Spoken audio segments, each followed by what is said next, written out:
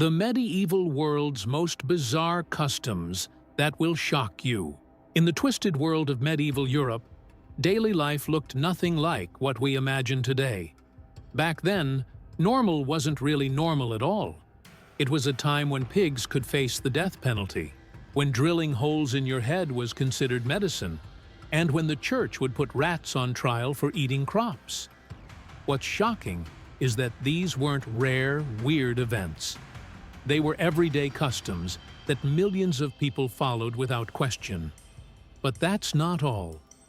Medieval people had rituals so bizarre, so disturbing, that they make today's strangest traditions look completely ordinary. From marriage ceremonies that involved public humiliation to medical treatments that were basically torture, the Middle Ages were filled with customs that would horrify us today. In this video, we'll explore 7 of the most shocking medieval customs that actually happened. And the last one? You won't believe what they did to newborn babies. Let's start with something that sounds like a joke but was deadly serious. Imagine you're a medieval farmer, and a pig breaks into your yard and kills your child. What do? In our world, you'd call animal control, but in medieval Europe, you'd call a lawyer. That's right. Animals could be arrested, put on trial, and even executed for crimes just like human beings. In 1386, in the French town of Falaise, a pig was formally charged with murder. The pig had attacked and killed a child, and the town decided it deserved justice. But this wasn't some quick decision made by angry villagers. No, this was a full legal proceeding. The pig was given a lawyer to defend it. Witnesses were called to testify. Evidence was presented. The whole trial lasted several days. And what was the pig's punishment? Death by hanging. The pig was literally led to the gallows, dressed in human clothes to make the execution more dignified, and hanged in the town square while crowds watched. But here's what's truly shocking. This wasn't unusual. There are records of hundreds of animal trials across medieval Europe. In 1474, a rooster was burned at the stake for the unnatural crime of laying an egg. Rats were put on trial for eating grain and were often sentenced to exile from the town. Flies were formally excommunicated by the church for disturbing religious services. And in one incredible case, an entire swarm of locusts was taken to court for destroying crops. But why did medieval people think animals could commit crimes? Because they believed animals had souls and could choose between good and evil, just like humans. If an animal could sin, then it could also be punished. To them, this made perfect sense. What's even stranger is how seriously these trials were taken. The animals were given the same legal rights as human defendants. They had lawyers, witnesses could testify on their behalf, and sometimes they were even given appeals. In some cases, if the lawyer could prove the animal was acting in self-defense or was provoked, the charges might be reduced. But the most bizarre part? Sometimes the animals won. There are records of pigs being found not guilty, rats being granted safe passage out of town instead of execution, and even insects being given alternative farmland to destroy instead of the plaintiff's crops. To understand why this happened, you have to realize that medieval people saw the world very differently than we do. To them, everything in nature was connected through God's plan. If an animal committed a crime, it wasn't just breaking human law, it was disrupting the divine order. The trial wasn't just about punishment, it was about restoring balance to the universe. And believe it or not, animal trials weren't the strangest thing happening in medieval courts. In the fascinating world of medieval marriage, love had nothing to do with getting hitched.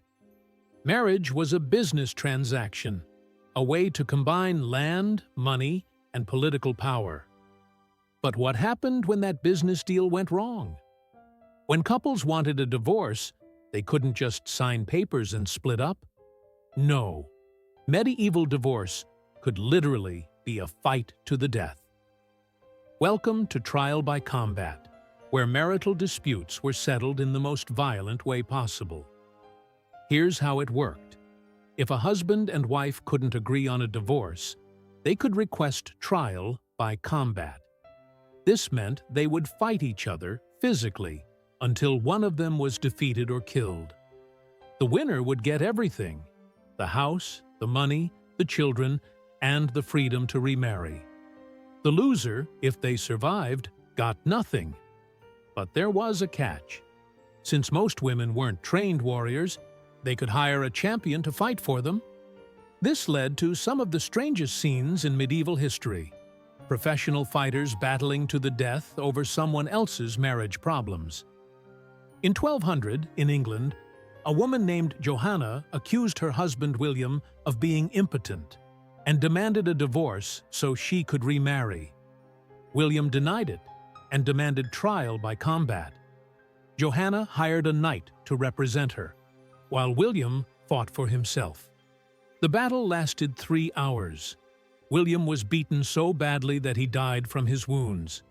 Johanna got her divorce, but at the cost of her husband's life. What's shocking is that this wasn't considered murder. It was considered justice. Medieval people believed that God would help the righteous person win the fight, so whoever survived must have been telling the truth. If you died in trial by combat, it meant God had judged you guilty. But the strangest part about medieval divorce wasn't the violence. It was what counted as grounds for divorce in the first place. You couldn't divorce because you fell out of love or grew apart. But you could divorce if your spouse was related to you within 7 degrees of kinship, which included your 6th cousins. You could divorce if your husband couldn't produce children, but only if you could prove it publicly in court, which often involved humiliating medical examinations in front of judges. And here's something that would shock people today. You could divorce your spouse for having bad breath. Not kidding. If a husband or wife had such terrible breath that it made their partner physically sick, that was considered grounds for annulment. Medieval people took personal hygiene seriously when it came to marriage, even though they barely bathed. But what if you wanted to avoid divorce altogether? Medieval people had an even stranger solution for that. If you think modern parenting is stressful, be grateful you weren't born in medieval times. Back then, parents had some truly bizarre beliefs about how to raise healthy children. And the most shocking practice involved something that sounds like pure torture: swaddling babies so tightly they couldn't move a muscle. Medieval swaddling wasn't just wrapping a baby in a blanket, it was binding them like a mummy. Babies were wrapped from neck to toe in long strips of cloth, pulled so tight that their arms were pinned to their sides and their legs were completely straight. They looked like tiny, helpless logs. And here's the disturbing part: babies were kept like this for months, sometimes up to their first birthday. They couldn't move their arms, couldn't bend their legs, couldn't even wiggle their fingers. The only parts of their bodies that were free were their heads, and sometimes their hands, which were often tied down too. Why would loving parents do this to their children? Because medieval people believed that babies were born with soft, shapeless bodies that needed to be molded into proper human form. They thought that without tight swaddling, a baby's limbs would grow crooked, their spine would bend, and they might even turn out deformed. But the real reason was even stranger. Medieval doctors believed that babies were basically wild animals in human form. They thought children were born with dangerous, uncontrollable urges that needed to be physically restrained. Swaddling wasn't just about shaping their bodies. It was about controlling their supposedly evil nature. The results were horrifying. Babies wrapped this tightly often developed infections, rashes, and circulation problems. Some couldn't breathe properly. Many died from overheating or suffocation. And the babies who survived often had permanent damage to their joints and muscles. But medieval parents didn't see this as abuse. They saw it as love. To them, a properly swaddled baby was a baby being prepared for civilized life. An unswaddled baby was being abandoned to become a savage. What's even more disturbing is what happened when babies cried. Since they couldn't move to comfort themselves, swaddled babies often cried for hours without stopping. Medieval parents believed this was good for them. They thought crying would strengthen the baby's lungs and voice, preparing them to be strong adults who could shout commands and give orders. Some babies were swaddled so tightly and for so long that when they were finally unwrapped, they couldn't learn to crawl or walk normally. Their muscles had weakened and their joints had stiffened. But medieval people didn't connect this to the swaddling. They just thought some children were naturally weaker than others. And if you think swaddling was bad, wait until you hear what medieval doctors did when children got sick. When medieval people got headaches, they didn't reach for aspirin. They reached for a drill. Welcome to the world of trepanation, one of the most terrifying medical practices in human history. Trepanation was the process of drilling, cutting, or scraping holes directly into a person's skull while they were still alive. And medieval doctors didn't just do this for emergencies. They did it for headaches, depression, epilepsy, and even what they called possession by evil spirits. Here's how it worked. The patient would be held down by several strong men while a doctor used primitive tools, saws, drills, or even sharp stones to cut through the scalp and bone. There was no anesthesia, no pain relief, nothing to stop the agony except maybe a stick to bite down on. The goal was to create a hole in the skull big enough for evil spirits, bad blood, or pressure to escape from the brain. What's shocking is that many patients survived this procedure. Archaeological evidence shows that some people had multiple holes drilled in their heads and lived for years afterward. Their skulls show signs of healing around the edges of the holes, proving they didn't die immediately from the surgery. But the reasons medieval doctors gave for trepanation sound like pure madness today. They believed that mental illness was caused by demons living inside the head, and that drilling a hole would give these demons an escape route. They thought headaches were caused by too much pressure building up in the brain, and that cutting a hole would release it, like opening a steam valve. For seizures and epilepsy, they believed evil spirits were trapped inside the skull and needed to be set free. For depression, they thought the person's soul was being crushed by bad humors that needed to drain out through the hole.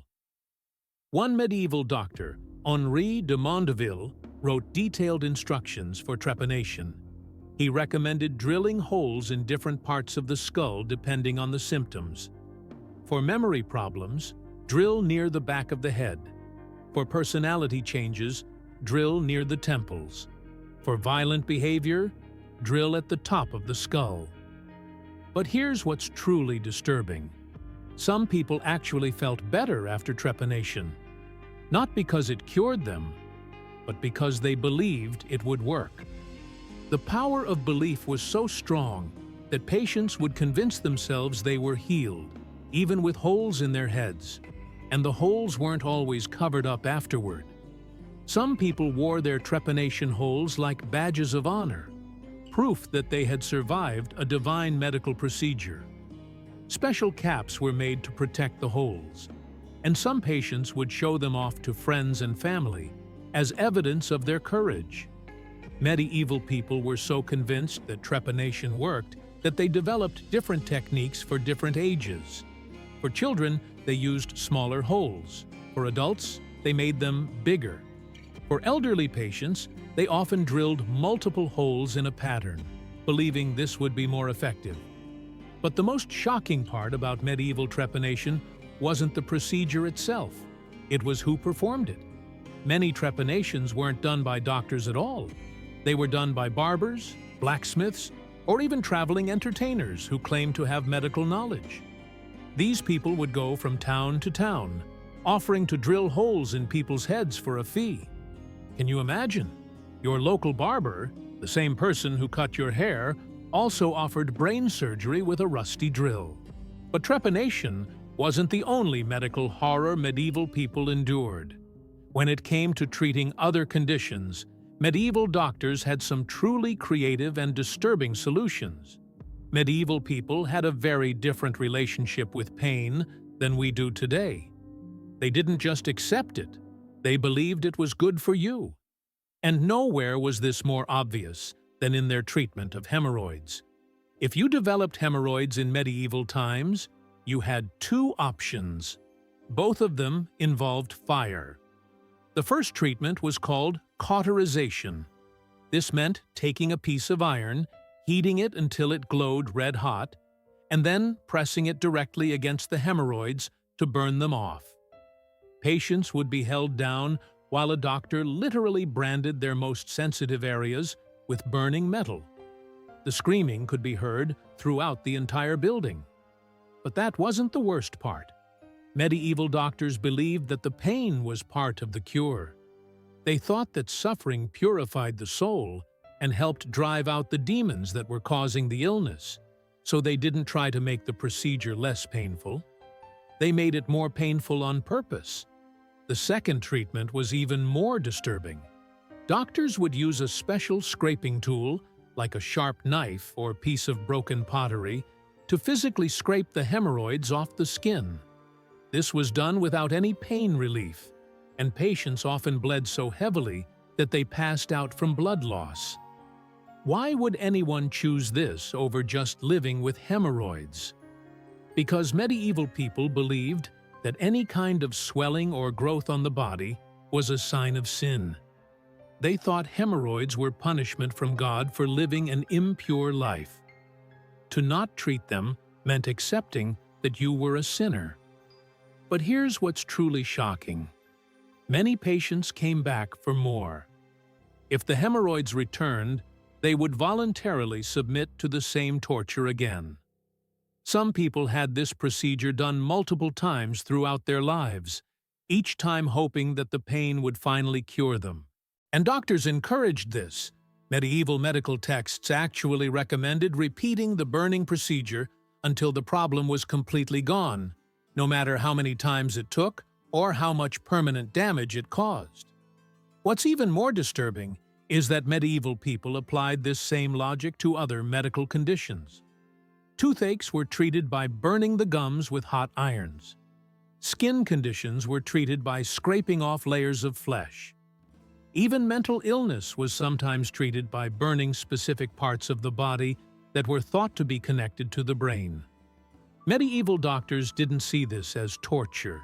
They saw it as healing. The more pain a patient could endure, the more purified their soul would become, and the more likely they were to recover. But the most shocking medieval custom wasn't about medicine or justice. It was about something much more personal and disturbing. Medieval people had some very strange ideas about what made you beautiful.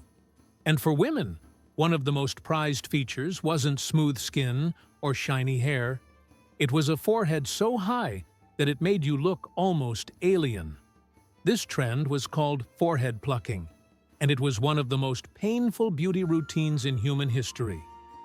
Women would use tweezers, small knives, or even burning techniques to remove every single hair from their forehead and the front part of their scalp. The goal was to create a forehead that was at least 3 or 4 inches high, much higher than what's natural. But they didn't stop there. They also plucked their eyebrows completely off, removed their eyelashes, and even pulled out hair from around their temples. The ideal medieval woman had almost no hair on the front half of her head at all. Why would women torture themselves like this? Because a high forehead was considered a sign of intelligence, nobility, and divine favor. The higher your forehead, the closer you were to God. Medieval people believed that smart people naturally had bigger foreheads, so women tried to create that look artificially. This process was incredibly painful and dangerous. Many women developed infections from the constant plucking. Some used chemicals to dissolve the hair, which often burned their skin and left permanent scars. Others used hot wax or even small flames to burn the hair off, frequently resulting in serious burns. What's shocking is how far some women took this. There are records of women who plucked their hairlines back so far that they looked completely bald from the front. Their foreheads were so high that foreign visitors often thought they were suffering from some kind of disease. And the most disturbing part? This wasn't just a trend among wealthy women. Poor women who couldn't afford professional plucking would do it themselves with whatever tools they could find: rusty knives, broken glass, or even fish bones. Many of them seriously injured themselves trying to achieve the perfect medieval forehead. The obsession with high foreheads became so extreme that mothers would start plucking their daughters' hair when they were still children, trying to train their hairlines to grow higher naturally. Young girls would grow up with constant pain and scarring, all in the name of beauty. But even this wasn't the strangest thing medieval women did to their bodies. Medieval people were obsessed with blood, not in a vampire way, but in a medical way that was somehow even more disturbing. They believed that all illnesses, emotions, and personality problems were caused by having too much blood in your body. So their solution was simple: let it out. This practice was called bloodletting, and it was used to treat everything from headaches to heartbreak. Feeling sad? You have too much melancholy blood. Feeling angry?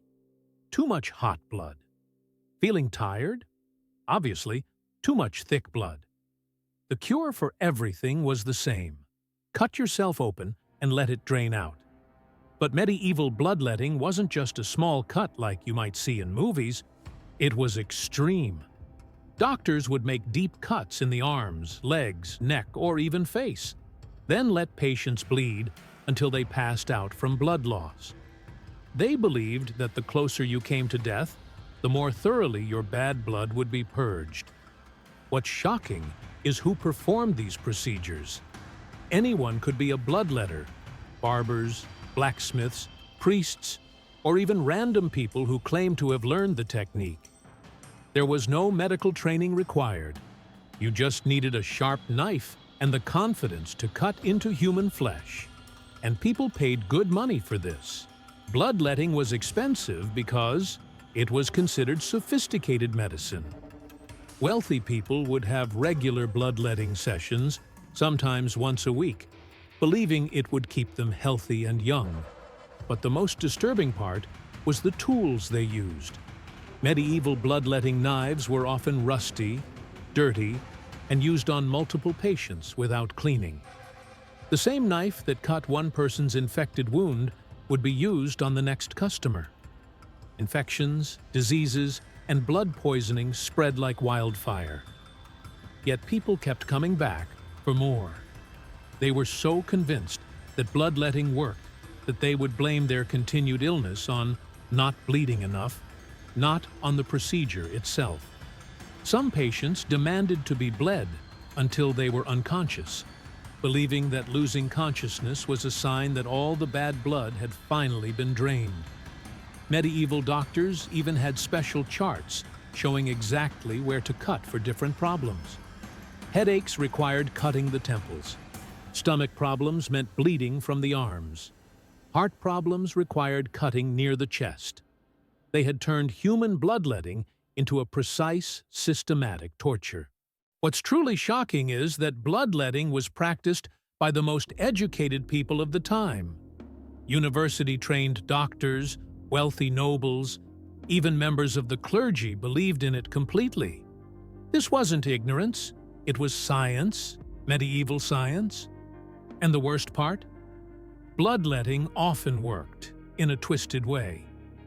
Patients who were bled heavily would often feel temporarily better afterward, not because their bad blood was gone, but because they were too weak to feel anything at all. The temporary relief convinced them that the treatment was working. so they'd come back for more. But if you think bloodletting was bad, wait until you hear about medieval dentistry. In medieval times, having a toothache wasn't just painful, it was potentially deadly, and the cure was often worse than the problem. Medieval dentistry was basically organized torture disguised as medicine. When you had a bad tooth, there were no Novocaine shots, no gentle procedures, no pain management at all. There was just raw, brutal force. Tooth extraction was done with pliers, hammers, and sometimes just bare hands. The dentist would grab your tooth and twist it until it broke free from your jaw, often taking pieces of bone and flesh with it. But here's what's truly disturbing. Medieval people didn't think toothaches were caused by decay or infection. They believed they were caused by tiny worms living inside your teeth. These tooth worms were thought to be demons that had crawled into your mouth while you slept, and the only way to get rid of them was to physically remove the tooth they were hiding in. So medieval dentists developed special techniques for worm extraction. They would heat the tooth with hot irons, believing this would force the worms to come out. They would pour boiling oil into the cavity, thinking it would kill the demons. They would even try to smoke the worms out by burning herbs directly against the tooth.